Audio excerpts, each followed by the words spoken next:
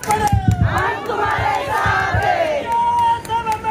आगे बढ़े, हम तुम्हारे साथ हैं। वंचित बहुजन आघाडीचा, वंचित बहुजन आघाडीचा. अरे येऊन येऊन येणार कोण? वंचित शिवाय आहे कोण? येऊन येऊन येणार कोण? वंचित शिवाय आहे कोण? हे उपस्थित यहाँ मौजूद मंच पर हमारे प्रदेश अध्यक्ष रेखाताई ठाकुर, वंचित बहुजन आघाड़ी के साउथ सेंट्रल के उम्मीदवार और आपके भावी खासदार अबुल भाई खान, वंचित बहुजन आघाड़ी के राज्य सदस्य फारूक सर अहमद, अमित दादा भुईगढ़, तैयब भाई, सतीश दादा राजगुरु और यहाँ मौजूद सभी आवाम को मेरा जय जिदाऊ, जय शिवराय, जय ज्योति, जय क्रांति, अस्सलाम वालेकुम रहमतुल्लाहि व बरकातुहू और जय भीम। भाइयों, 2014 से हमें एक खौफ था कि हमारे खिलाफ एक जुल्म जाति की और एक बहकाए की और उसी तरह वायलेंस की, हिंसाचार की सियासत, राजनीति शुरू हुई। हमने चिल्ला चिल्ला के 2014 से कहा था कि अगर ये घोचू पंतप्रधान बनेगा, अगर ये नरेंद्र मोदी पंतप्रधान बनेगा, तो हमारे ऊपर जुल्म, जाति अत्याचार, वायलेंस, जाति अत्याचार, धर्म के ऊपर अत्याचार शुरुआत होगा और हमें दिख रहा है कि उसी तरह से अत्याचार शुरुआत होगा। और हम ये तब से चिल्ला चिल्ला कर कह रहे थे कि कुछ भी करो लेकिन इस घोचू को प्रधानमंत्री मत बनने दो, कुछ भी करो लेकिन इस घोचू को मत बनने दो। लेकिन यहाँ के घोचू लोगों ने उनको ही बनाया, वही घोचू जाके कुर्सी पे बैठ गए। और हमें दिख रहा है कि दलितों के खिलाफ अत्याचार बढ़ रहा है, आदिवासियों के खिलाफ हिंसाचार बढ़ रहा है, महिलाओं के खिलाफ अत्याचार बढ़ते जा रहा है और हम मुसलमान भाइयों के खिलाफ जुल्म जाति की राजनीति, जुल्म जाति बढ़ती जा रही है। आप देखना, 2014 के बाद मॉब लिंचिंग शुरुआत हुई थी, धर्म के नाम पर मारपीट शुरुआत हुई थी, धर्म के नाम पर दंगे फसाद शुरुआत हुई थी। और वो शुरुआत हुई है क्योंकि आज इस देश की सियासत ऐसे लोग चला रहे हैं जो अमन और शांति नहीं चाहिए, पर जिनको सिर्फ खौफ और डर चाहिए, और इस खौफ और डर के बलबूते पे उनको वोटा चाहिए। और आप मेरे को बताइए, ऐसी राजनीति, ऐसी सियासत हम टिकने देंगे क्या? नहीं। भारत से ऐसी राजनीति निकालने का फर्ज किसका बनता है? हमारा, अपना। और उसी तरह से हम काम करेंगे और इस आने वाली सारी सदियों में हम लड़ते रहेंगे। और जब तक इस सियासत में घुसे हुए बीजेपी के घुसपैठिए को उठा के जब तक बाहर नहीं फेंकेंगे, हम इस जंग में लड़ते रहेंगे और इंशाअल्लाह एक दिन जीतेंगे। और हम सबको पता था कि ये सियासती बॉयकॉट की राजनीति कांग्रेस तो करेगी नहीं, लेकिन बीजेपी हमारे खिलाफ करके आएगी। पर लेकिन आप एक चीज पे गौर फरमाइए कि ये इलेक्शन में नरेंद्र मोदी ने, जो हमारे घोचू पंतप्रधान है, उन्होंने एक शुरुआत कर दिया है कि वो बोलने लगे कि कांग्रेस का मैनिफेस्टो मुस्लिम लीग का मैनिफेस्टो है, कांग्रेस यहाँ के मुसलमानों में भारत की जायदाद बांटने वाली है। और ये कांग्रेस भी इतनी बेबाक हो गई है, कांग्रेस भी इतनी डर गई है, कांग्रेस भी ऐसे मोदी के झाल में, ट्रैप में फंस गई है कि वो मुसलमानों की आवाज लेने के लिए तैयार नहीं है। 40 पन्नों का मैनिफेस्टो निकाला, जाहिरनामा निकाला। कितने पन्नों का? 40 पन्नों। 40। उसमें से एनआरसी के खिलाफ कितने लफ्ज लिखे? एक भी नहीं।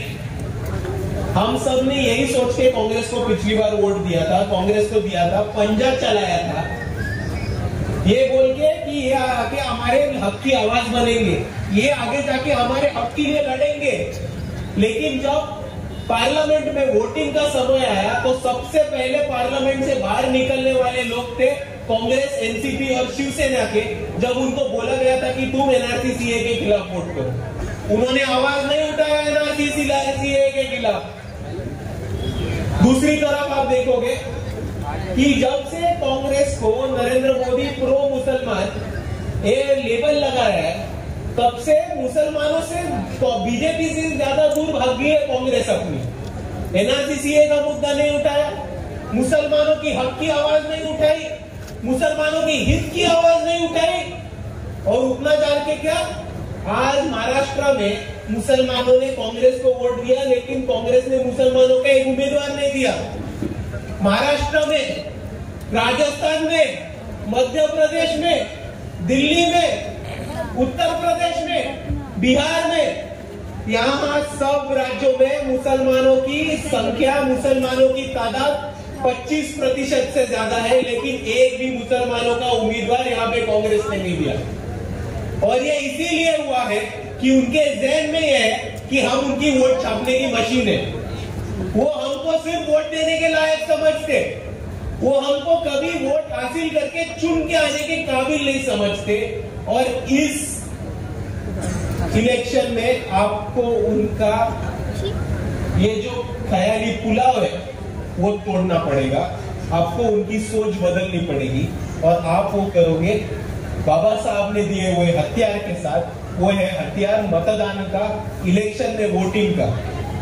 क्योंकि आप एक बात समझ लीजिए, आज मुसलमानों को सत्ता से बाहर रखा जाना, किसी भी समाज की, किसी भी कौम की अगर आपको तरक्की रोकनी हो, आपको उनका विकास रोकना हो, तो सबसे अच्छा ऑप्शन है कि उनके सियासत से बाहर रखो, उनको राज सत्ता से बाहर रखो, उनको स्टेट पॉलिसी से बाहर रखो। बीजेपी तो अपने खिलाफ ये करते ही आई है, लेकिन आज कांग्रेस भी यही करते आई है कि उनको हमारे वोट चाहिए, हमारे नेता नहीं, उनको हमारे वोटर्स चाहिए, लेकिन उनको हमारे उम्मीदवार नहीं चाहिए।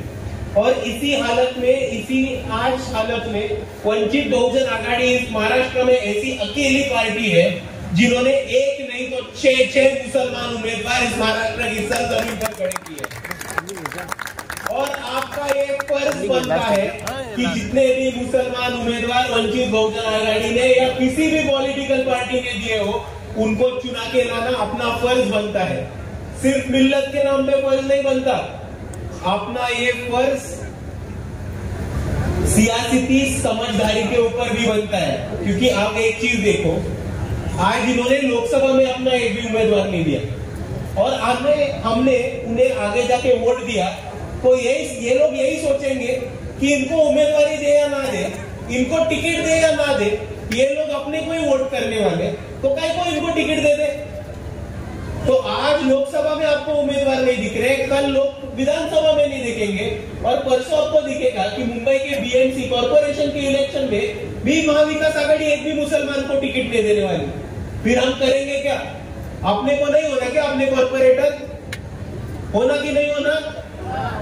अपने को नहीं होना अपने विधानसभा में उम्मीदवार, आमदार? अपने को नहीं होना खासदार? अगर होना तो अपने को ही अपने समाज को वोट करना पड़ता, और जितने भी अपने कौम से आगे लोग आए हो उनको वोट करना पड़ता। और इसीलिए मैं आप सभी से इतनी गुजारिश करता हूं कि इस आने वाले समय में आप चुन के देखिए कि अपने खिलाफ और अपने लिए लड़ने वाला कौन। अपने खिलाफ आज तक कौन लड़ रहा था और अपने लिए आज कौन लड़ रहा है। जो एनआरसी सीए के खिलाफ आवाज उठाए, जो फलस्तीन की आवाम के लिए आवाज उठाए, जो मोहम्मद पैगंबर जैसे बिल इस महाराष्ट्र में लाए, जो मॉब लिंचिंग के खिलाफ और मुसलमानों के खिलाफ होने वाले जुल्म जाति में आवाज उठाए, उन्हीं को अपने को वोट देना है, उन्हीं को अपने को चुना के लाना है, बाकी सब अपने खिलाफ है। और जाते जाते आप सबसे एक सवाल पूछ के जाता हूं कि 2014 तक ये शिवसेना किसके साथ थी? किसके साथ थी? बीजेपी के साथ। और आप में से कितने लोगों को गारंटी है कि कल जाके विधानसभा होने के बाद या लोकसभा होने के बाद ये शिवसेना वापस बीजेपी के साथ भाग नहीं जाएगी? जाएगी। और अगर वो गए, अगर हमने शिवसेना को वोट दिया बोल के कि बीजेपी को हराना है, अगर हमने उबाटा को वोट दिया बोल के कि बीजेपी को हराना है, और अपने वोट लेके ये अगर चुन के आते हैं और बीजेपी के साथ बैठ के है, तो येड़ा किसका कटता है? येड़ा किसका कटता है? अपना ही कटता है। तो इतने आसानी से एड़ा कटने देंगे क्या अपन अपना? इतने आसानी से एड़ा कटने देंगे क्या अपन अपना? तो इसीलिए हम इस बार तय करेंगे कि अपना वोट हमारे आदमी को, अपना वोट हमारे विचारों को, अपना वोट हम सब मजलूमों की, वंचितों की, हक की जो आवाज उठाता है उनको जाएगा हमारा वोट। और इसीलिए हम सब मिलके ये तय करेंगे कि आने वाले चुनाव में और आने वाले हर चुनाव में जब तक वंचित बहुजन आघाड़ी और यहाँ के मुसलमान उम्मीदवार हमारा साथ देंगे, हमारे हक की आवाज उठाएंगे, तब तक उन लोगों को चुना के लाने का काम यहाँ की कौम करेगी। इतना बोल के मैं आप सभी से गुजारिश करता हूँ कि आने वाली 20 तारीख को ज्यादा से ज्यादा वोटों के साथ आप लोग अबुल भाई को जिता के लाए और अबुल भाई को साउथ सेंटर का अगला खासदार बनाए। इतना बोल के मैं मेरे 2 लफ्ज रोकता हूँ। आप सभी को मेरा जय भीम, खुदा हाफिज।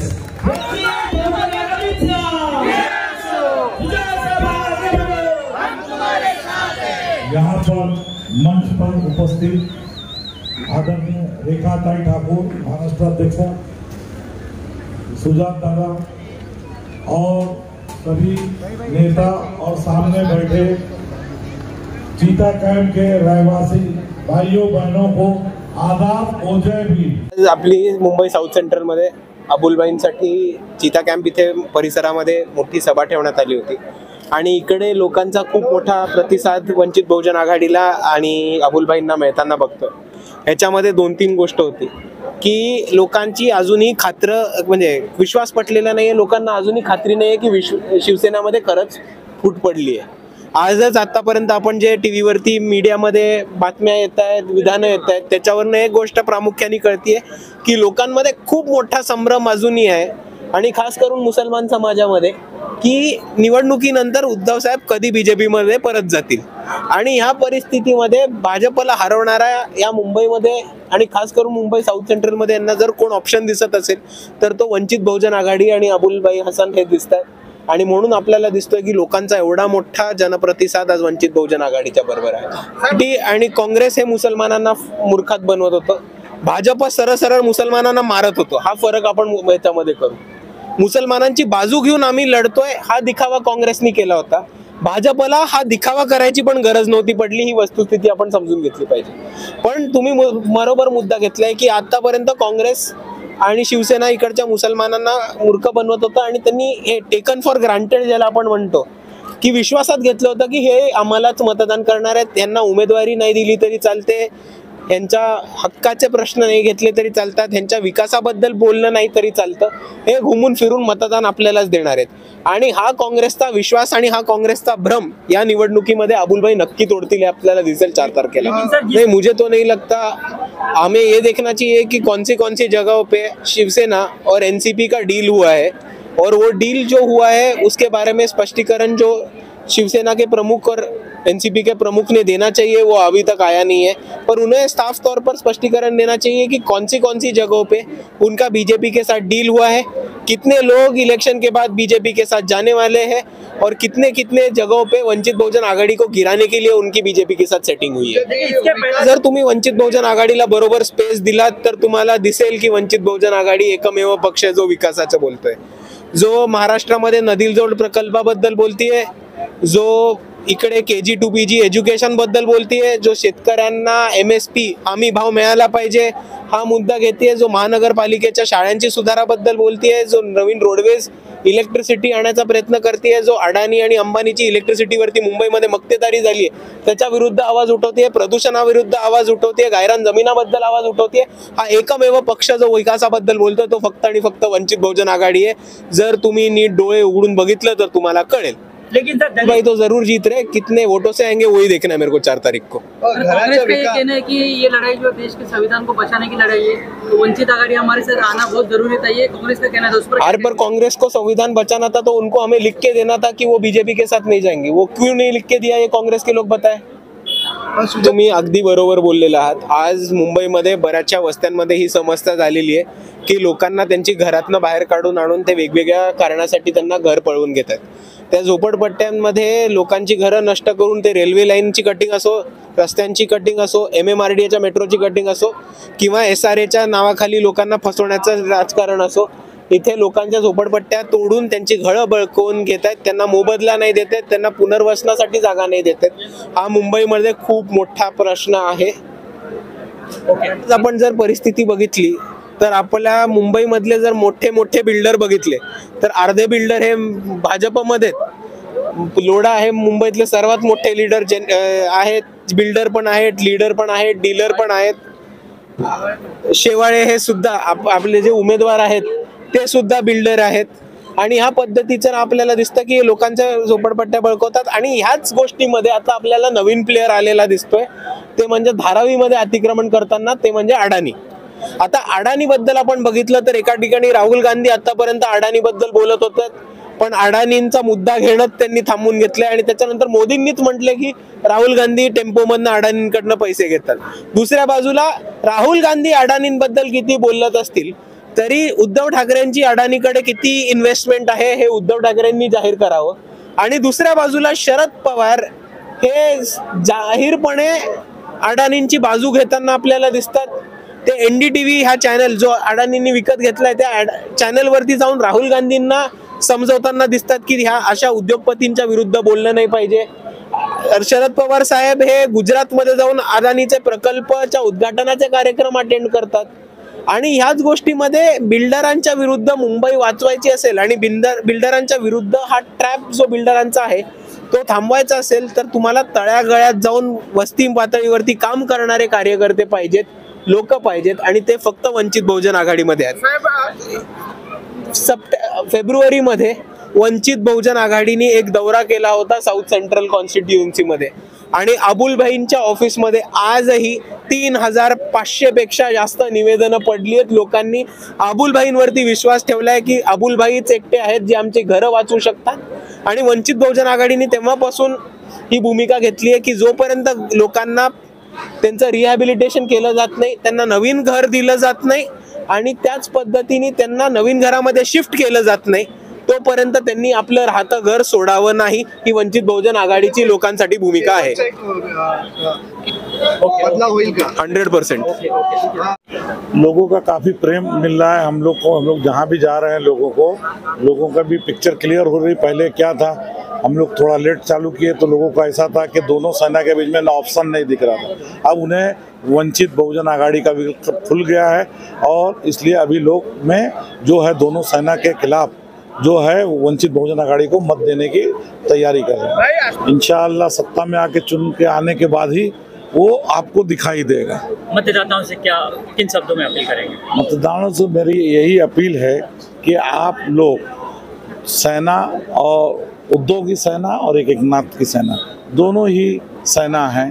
एक भाजपा की अलायंस पार्टनर है, दूसरी बहुत जल्दी होने वाली है. तो मेरा उन्हीं लोग से ये अपील है कि इस मद्देनजर रखते हुए आप लोग वंचित बहुजन आघाड़ी को करें. अपना सेकुलर को मानने वालों से खासकर अपील है कि वंचित बहुजन आघाड़ी को 20 मई को सुबह 4 नंबर बटन दबाकर गैस सिलेंडर में ज़्यादा से ज़्यादा वोट देके वंचित बहुजन आघाड़ी को कामयाब करें.